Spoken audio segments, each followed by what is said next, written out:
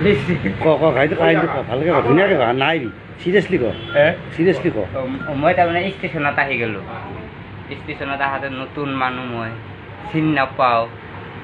1 number প্লেটফৰ্মত নামছোঁ নামাৰ লগে লগে পাঞ্জাবী এটা পাই গ'ল মোক